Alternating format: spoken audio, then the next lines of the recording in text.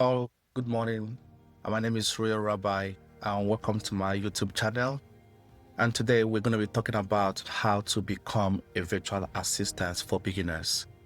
So this is just going to be a short video that summarizes everything that you need to know, the basic skills, the basic knowledge that you have to gain to be a very good virtual assistant.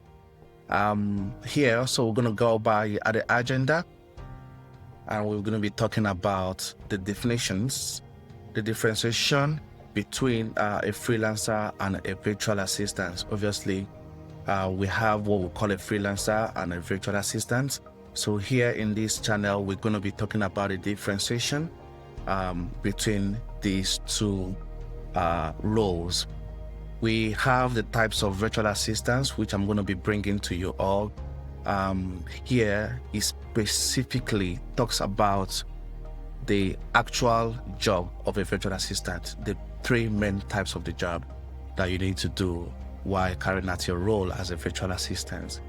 So we have the skills of a virtual assistant, getting hired by a client. There are things that the client will see in you, what a client with the potentials, by the way, the clients will see to hire you for a particular job in this role. I'm going to be also bringing to you all where to look for the job, after gathering all your informations, potentials, and at the same time, getting your way to become a virtual assistant. Here, the next and the final part of our segment, we'll be talking about how to charge a client. When you know that you are definitely ready for this particular role, there are some charges which you can be able to use to promote yourself while discussing with your client. And I also have some little tips, like an advice, where I can help you, or which can help you to become a very good virtual assistant. So here we're going to talk about the definition. And on my screen today, I have a virtual assistant can be defined as a remote professional who supports a firm or an organization, especially growing companies and firms, to perform tasks and services. So here, these services include administrative, it could be technical, it could be creativity or customer care support task, which helps an individual, a client, or maybe a business operate efficiently. So here we have some companies, we have some organizations who always need a virtual assistant. So by this definition, we can see that a virtual assistant is basically someone who knows how to carry out a particular job that has to do with administrative purposes. We have jobs like email management, social media content creators management. We have some customer support tasks, So every company have what they need, but the basic role which they can be able to have or maybe create for their customers to relate with them effectively. So it's one of the the duty of a virtual assistant to bring these informations closely to the customers, to the end users, and make sure that they understand or get or seek help where they need. Here we're going to be talking as well the main important thing that we need as a virtual assistant. We need computer, a very good computer that can be able to help you perform your task, and an internet connection. I think these are the two basic things that we really need to start this role. So with this definition, we can always carry it out as the case may be, knowing fully well that the main task of services, which include technical or creative activities or critical tasks for every business operations. On the next slide, we're going to be talking about the differences between the freelancer and a virtual assistant. So here we are the key differences between the freelancer and the virtual assistant. I made it very easy here so we can be able to understand the various aspects of the job for the both role.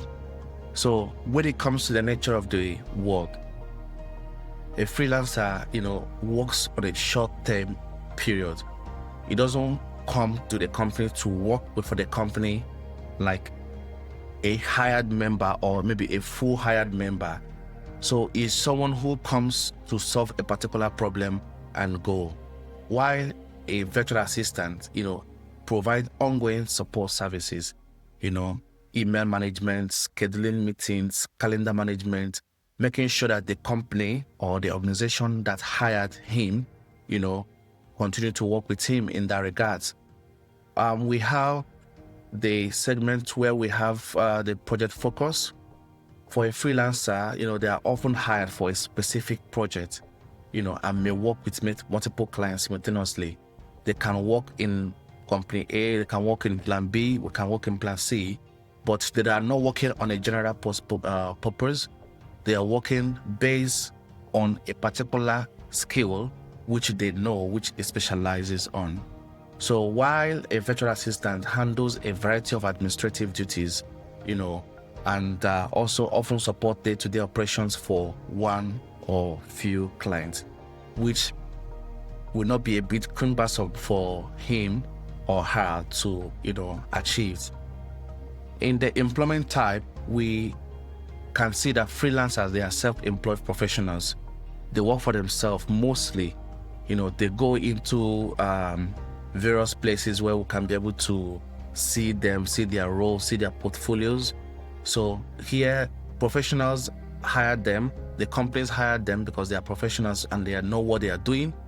So they are self-employed. They don't really have any say for anyone to, report, because they know what they are doing. They are their own boss.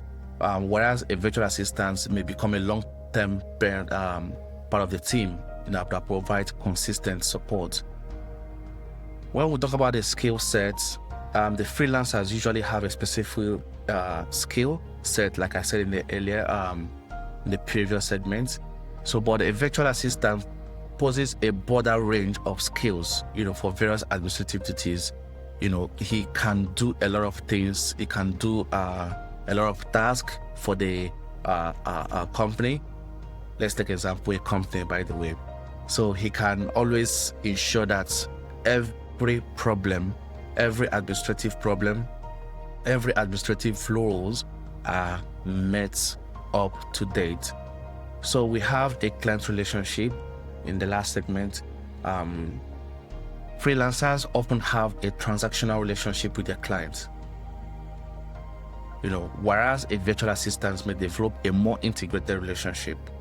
So by this, I mean that the freelancers, because they are not fully with the company or with the organization, they are part-time.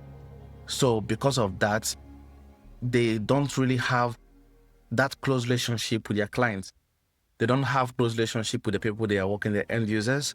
So because they come once in a blue moon, it might be someone who comes today. I might be coming today as a freelancer to company A, and tomorrow another person or another freelancer will be coming as well to take up that particular role which I did in the last time.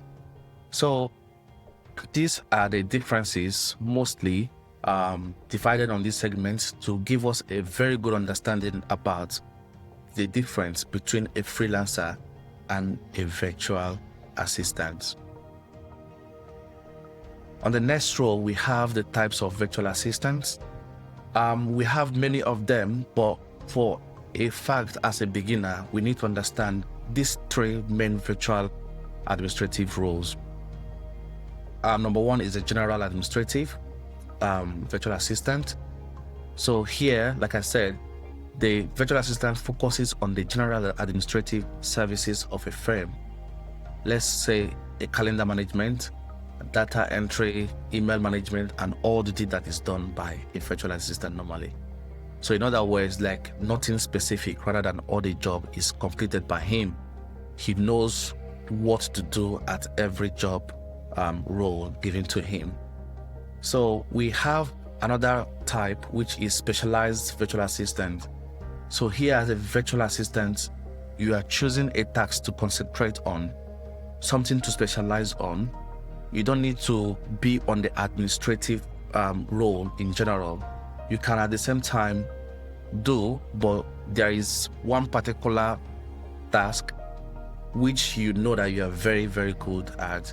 So on this specialized virtual assistant role is just like a freelancer aspect, who specializes on a particular role, delivers it, does it very well to the best of his knowledge.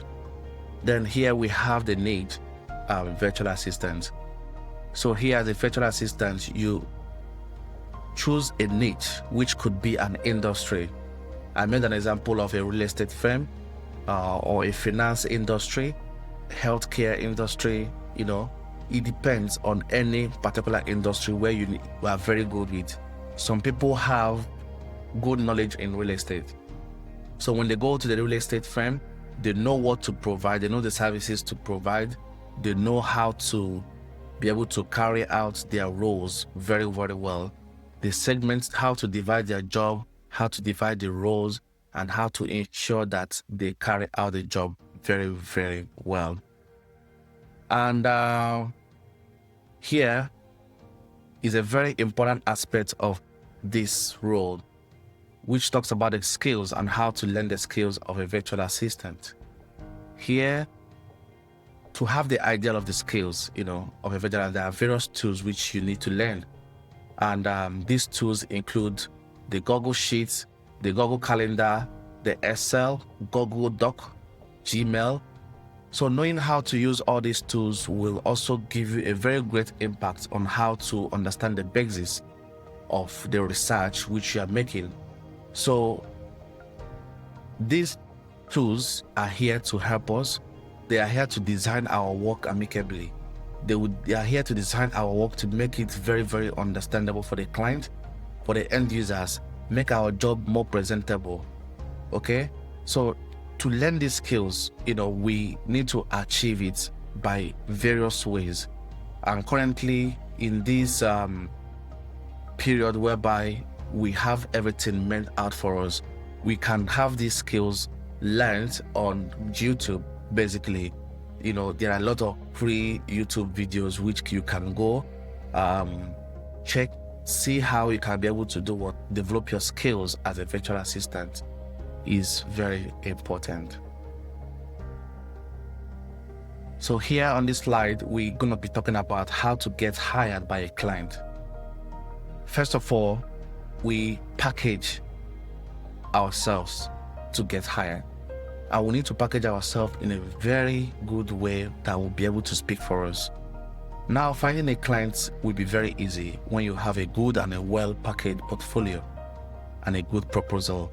These are the two things that will direct a client to look at you and say, okay, fine, we can go to try and see what you can be able to offer for our firm. Like I said, you do not have to have or maybe send your kind of a resume or CV to clients. Myself, I don't do that. I use my proposal to make my work very, very understandable for my clients to see what I am, who I am, and at the same time, what can challenge my clients to say, okay, fine, we can give you this job, and we trust our firm into your hands, knowing fully whether you're going to deliver us very well in every phase of our challenges. So we have the key factors, that we need to have in our portfolio. Portfolio is like a little or a brief information about you that speaks, to the client. The client doesn't need to read a lot of messages or a lot of information about you, but he is going to go straight to pick the point where you have in your portfolios. With this point, you will see that, yes, definitely, there is no need for you to write much. The client has already picked his own interest for choosing you to be the mastermind of the job. So the factors which can help, like I said, is having a nice smile, a nice photo. You can as well include your name. Here I made it like executive virtual assistant, just like a name or title which you know that you specialize on. A short introduction of yourself. It can also be long depending on how you want to present your portfolio. The list of services which you have done in the past, a lot of things which you have done that you think that will make this client to say, okay, fine, this is a good appraisal and I can be able to give it a trial. So your achievement, your previous client testimonials, all those things will help you to have a very good appraisal, I will say that way, or maybe a very good understanding about who you are and what you present for someone who wants to hire you for the job. So you can also add your work samples, the job that you have done, show them how it looks like, show them what's, expect. You can even give them, you can go more ahead to give them understanding about the job and at the same time how to be more proactive with possible risks that can come in the job. So on this slide, we're going to be talking about how to look for jobs. First of all, in this present environment, it depends on the country where you are watching from. Basically, I would say in Africa, a lot of people do not really use this role, which is a virtual assistant. Some call it a secretary, some call it a project management or stuff like that. But the first place, if one is in Africa or in a part of the world where this works well, is family and friends. I believe family and friends can at the same time link you to people who will help you to, secure a good role and at the same time have experience with this role as a virtual assistant. We have freelancing platform, and I gave an example of a freelancer.com or maybe linked.com where you can be able to submit your portfolio and at the same time face a possible a way of getting a good sight in the eyes of the client, for you to be hired. Facebook groups where you can find potential clients, In these Facebook groups, you can find these potential clients very well. You see their posts. Even if you are in any post, you don't need to be asking, oh, can you hire me or can you not hire me? But at the same time, try to contribute to every information that they are passing in that particular group. Try to be, try to speak, try to defend yourself, try to educate people what to expect. By this, you can as well secure yourself a possible chance to have a role of a virtual assistant by a client who needs one. Ensure while marketing yourself this opportunity, you need to dress as you wish to be addressed, which will make a great way out for you. So here, when you dress smart, dress like a virtual assistant, dress like what you call yourself, that can as well give you that possible way of giving the client an overview of who you are before even trying to know your potentials or what you can be able to achieve. And here we have the last slide where we talk about how much should you charge as a virtual assistant, possible advice that can as well guide you through. First of all, you have to develop this confidence in your potential and know that while charging your client, you need to be very reasonable with the price. Some clients do not like people who, are very low budgeted, I must say.